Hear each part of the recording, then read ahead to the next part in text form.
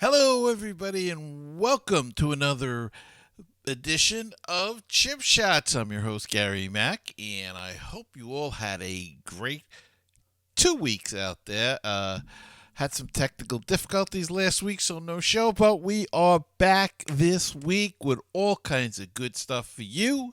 And so sit back and enjoy it. What a crazy week in golf, as always. But we got a full schedule, so let's get right to it.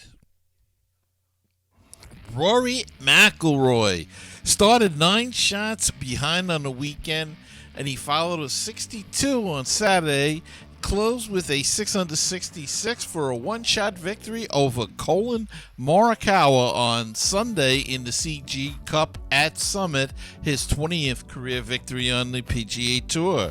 He was creative enough to hit a flop shot over the bunker to a tucked in for an important par save, allowing him to stay tied with hard-charging Morikawa and move past a fading Rickie Fowler to start the back nine. And instead of chipping from short of the green on the par 5 14th, he went with putter, got the pace right to hold a 35-foot eagle putt to seize control at the Summit Club. McIlroy is the 39th player to win at least 20 times on the PGA Tour, and it's his 5th straight PGA Tour season with at least one victory. That gives him lifetime membership as soon as he completes 15 years as a tour member, which is 2 seasons away. Fowler, who started the final round with a 2-shot lead as he tried to end nearly 3 years without a victory, faded with a pair of 3 putts and shot 71 to tie for third. And Rickie has been struggling the last couple of years. Who knows what that issue is, but it was good to see him up playing well again. But he couldn't close it out. Colin Morikawa shot 29 on the front to get in the mix, closed with an eagle for a 62, and that forced McIlroy to play mistake-free after his big eagle putt on the 14th, and he never came close to a bogey in finishing at 25 under 263. Keith Mitchell, who had a 5-shot lead going into the weekend until a 73 in the third round, closed with a 67 and tied for third with Rickie Fowler. And on the PGA Tour champions, Lee Jansen made a 20-foot birdie putt on the first hole of a playoff with Miguel Angel Jimenez on Sunday to win the PGA Tour Champions SAS Championship. This after a week that Miguel Angel Jimenez dueled with Phil Mickelson, and Phil Mickelson came on top. This week he got into a playoff with Lee Jansen but couldn't get it done. The 57-year-old Jansen also birdied the par 4 18th in regulation in a closing 5 under 67 in the regular season finale. The two-time U.S. Open champion won the 2015 Ace Group Classic for his only other senior title.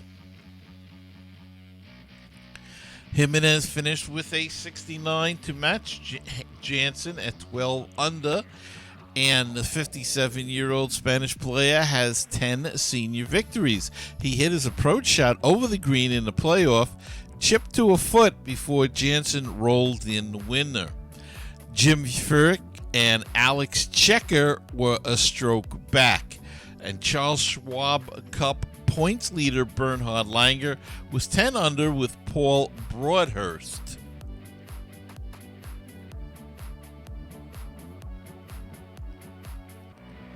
Tongchai Jaidi and Scott Perel.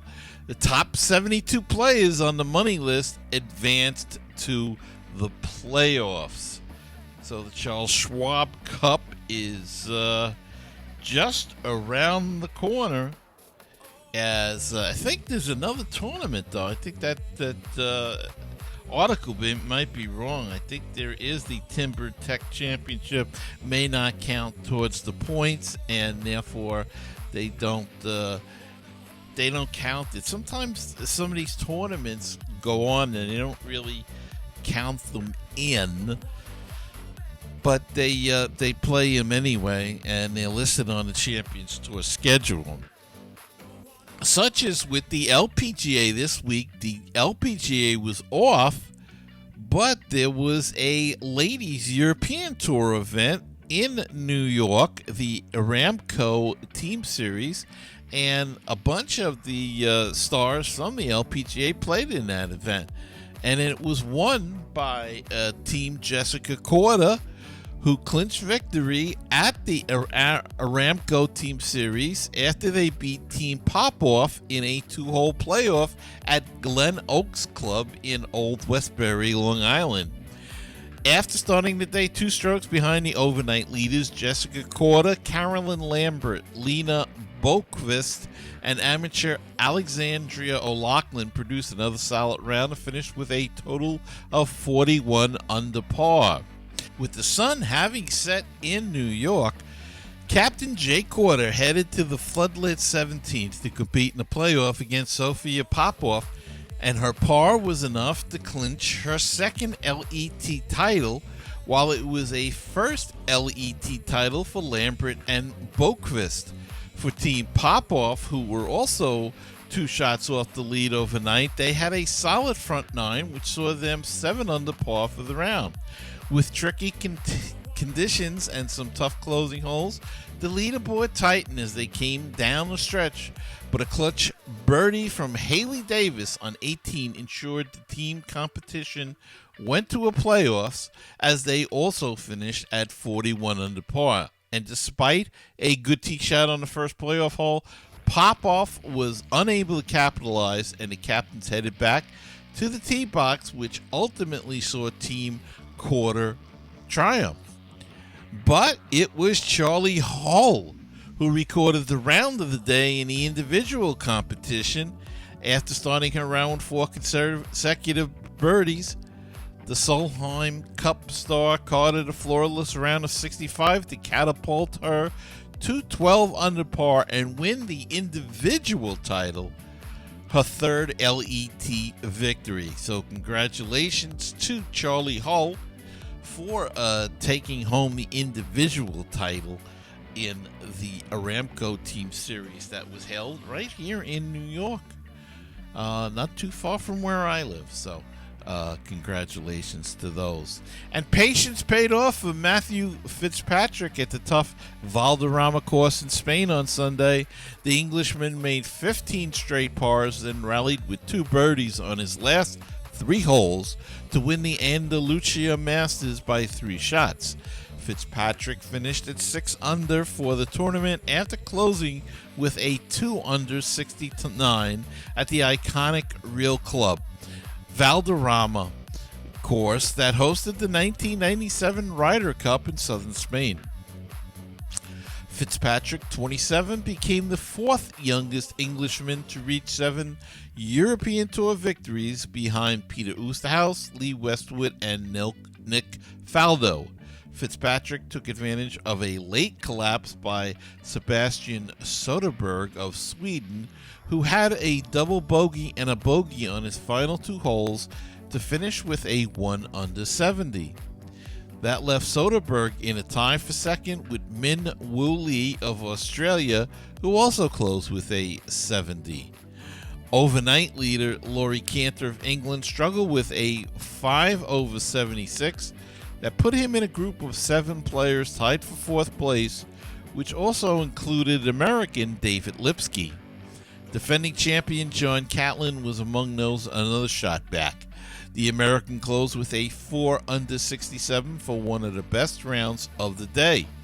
Top-ranked John Rahm missed the cut, finishing in a share of 99th place.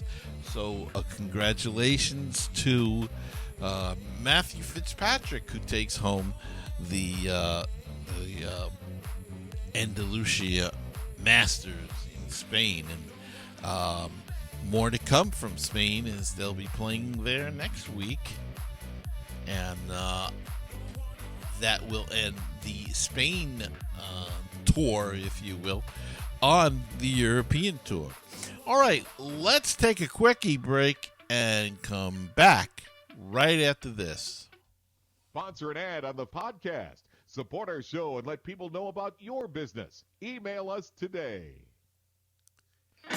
516-619-6341. That is the voicemail hotline if you'd like to leave a question, a comment, anything at all.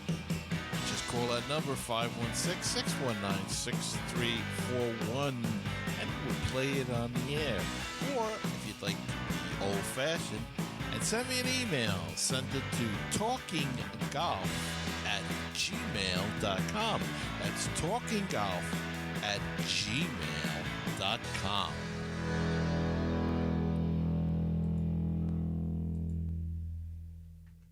Okay, and we're back.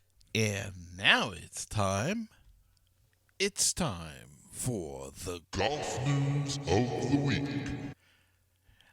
And in the golf news of the week, the LPGA's first major championship of the year will be played for the final time in the Coachella Valley next April, an event that seemed woven into the fabric of the desert.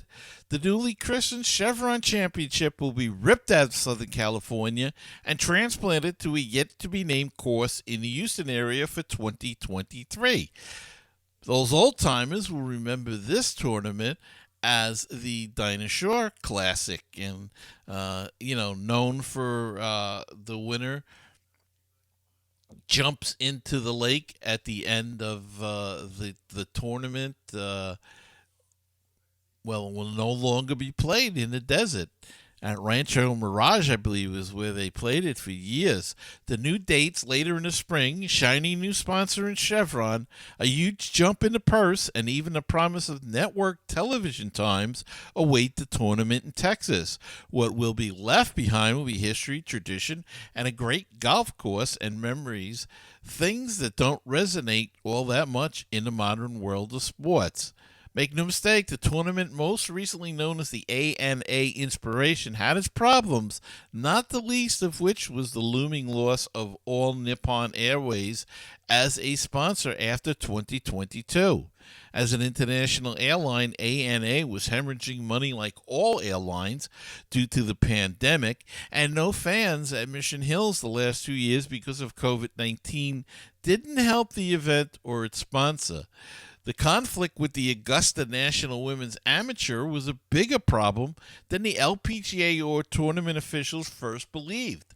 Augusta National, home of the Masters, is the 800-pound gorilla of golf, and the minute the Georgia club announced the ANWA dates conflicted with the LPGA major, smart people in golf knew a date change for the LPGA would be necessary.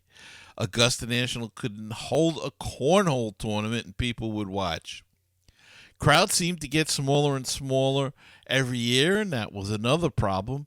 And when Kraft walked away from the event in 2014, several sponsors wanted to take over, but only if they could move it from Rancho Mirage to the East Coast or Texas or other far-flung locations. The lure of Poppy's Pond, the players' love of the Dinah Shore tournament course, and a colorful history inspired to keep the event in the desert. But that will come to an end on April 3rd, the final scheduled round for the old Dinah Shore tournament in the desert. It's a shame. It's a shame they're going to leave because, it is a tradition there. And, they can move the course. They can move the tournament. They can do all kinds of things. They can even move the statue of Dinah Shore and build a new lake if they want. But it won't be the same. And some of the ladies that have won there will have that memory. And, time marches on, I guess. there's not much you can do about it, folks. As much as we try to hold it back, money talks, and there's a lot of money to be made in sports. And, well, we say farewell to the Dinah Shore tournament, the ANA Inspiration, and now it's going to be the Chevron Championship. So there you go. And golf's governing bodies announced a new local rule that will allow high-level tournaments to limit the length of drivers to 46 inches. Called a model local rule. It would go into effect January 1st, 2022. The PGA Tour said on Tuesday that it will adopt the rule, which does not apply to putters. The United States Golf Association and the R&A received the feedback from players, equipment representatives, and the various professional tours over the last several months before making the announcement. Bryson DeChambeau, who leads the PGA Tour in driving distance, has experimented with 48-inch drivers. Phil Mickelson, who won the PGA Championship using a 47.5-inch driver, was critical of the potential move last month. This is pathetic, Mickelson said on Twitter in September. First, it promotes a shorter, more violent swing, which could cause injury. It doesn't allow for length of arc to create speed, and during our first golf boom, due to the pandemic, our amateur governing body keeps trying to make it less fun. Because it is a local rule, it would not prohibit amateurs from playing with a longer driver for handicap purposes, and it is unlikely regular competitions would invoke the rule. Golf manufacturers do not mass-produce driver shafts longer than 46 inches. There are numerous local rules in the rule book that permit the game to be played in different ways at various levels. The tour often invokes a local rule called preferred lives or lift clean in place when playing conditions are an issue. The professional tours, except for the PGA of America, invoke the one ball rule, which requires a player to use the same make and brand of ball throughout a round. It's important to note that it is not a rule of golf. Rather, this is an available tool for those running competitive events. It's kind of a cop-out in a way. Instead of making a rule, they made it a local rule. The PGA Tour said in a statement that it surveyed usage of clubs across all of its tours and found a very small number of players have used or are currently using clubs greater than 46 inches, and that its Players Advisory Council reviewed the subject before deciding to implement the local rule on January 1st. Teeth aren't working right today. Okay. I was against the broomstick putter rule, using one myself. Have adapted to it, but like Phil Mickelson said, we've had the first golf boom in a few years, and right away they're going to play around with it. I wish they'd just stay away and just let the players experiment. If it's about the beating the courses so badly and things like that, if that's part of the problem, that's fine. But just cut back the ball then or something. My question is, what happens if you ever get a pro that's like 7'2", or his drive is going to be longer, isn't it? I mean, just naturally. So then what do you do? What does he do? Can he not play in events? Does he have to go to a shorter driver? It's just a question mark, and it just doesn't seem like something that's that big a deal that they have to get involved in it. But I guess that's what they're there for. Lamborghini, known as one of the most iconic high-performance automobile brands in the world, is getting into the golf cart business with Kinetic Green Energy, an Indian electric vehicle manufacturer. Plans are to start selling the carts in 2022. The new venture will create beautifully differentiated golf carts. Kinetic Green Chief Executive Officer, and I'm not even going to try to pronounce his name, especially today, told Bloomberg Television the golf carts will feature solar panels, and plans are also to sell them to airports, hotels, and resorts. The two companies are aiming to bounce back from a rough 2020. Lamborghini sales dropped 11% compared to 2019, while Kinetic saw revenue drop 30% in 2020 compared to the year prior. Golf carts are reportedly a $3 billion market. In April, golf cart maker Club Car was sold to an investment firm run by Detroit Pistons owner Tom Gores for $1.7 billion. Wow, that's a lot of cash and a lot of electric cars, let me tell you. But Lamborghini getting into the business now. And tragedy struck on a golf course during a PGA Tour Latino America event earlier last week when a caddy collapsed on course and could not be revived. During Thursday's opening round of the Dev Series final in Nueva Vallarta, Mexico, sanctioned by the PGA Tour Latino America, caddy Alberto Alguin collapsed on the ninth tee at approximately 3 p.m., according to a release issued by the tour. It was the final hole of the day for Alcuin of Mexico City, who was caddying for Venezuelan Manuel Torres.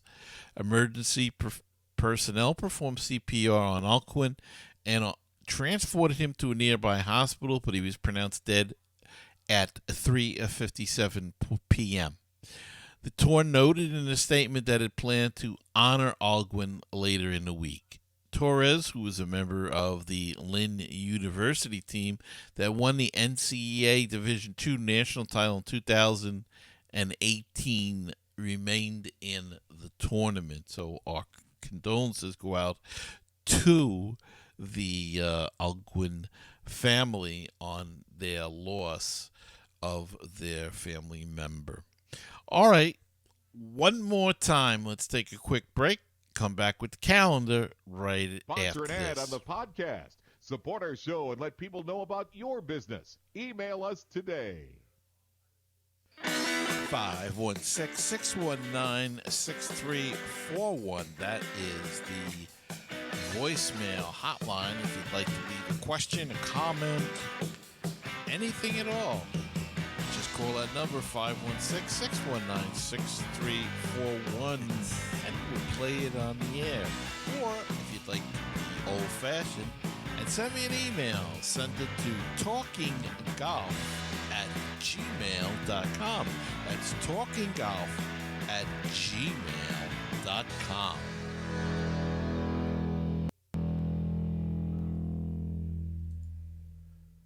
We are back. There we are.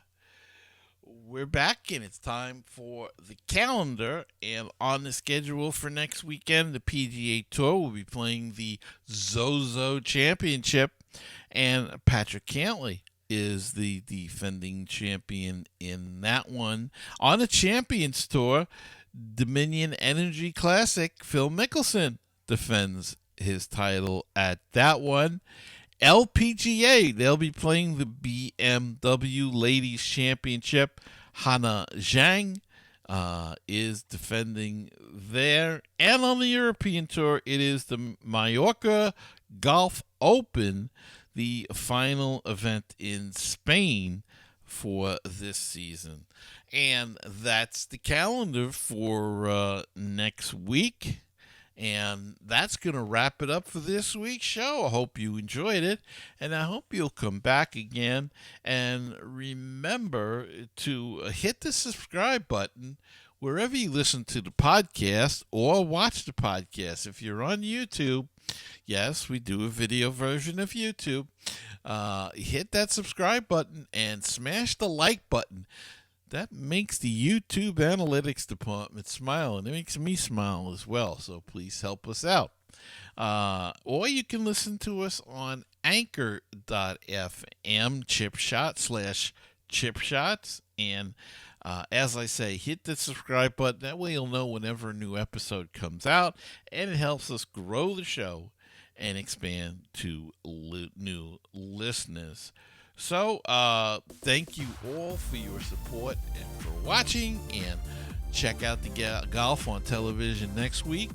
And I'll work on my choppers here, so maybe I can pronounce a word correctly next week. Had a little rough time this week, but that's okay. I hope you know what I mean at least. So, but remember, until the next time we get together, as you walk down the fairway of life, you must smell the roses, for you only get to play one round. I'll see you next time on another edition of Chip Shots.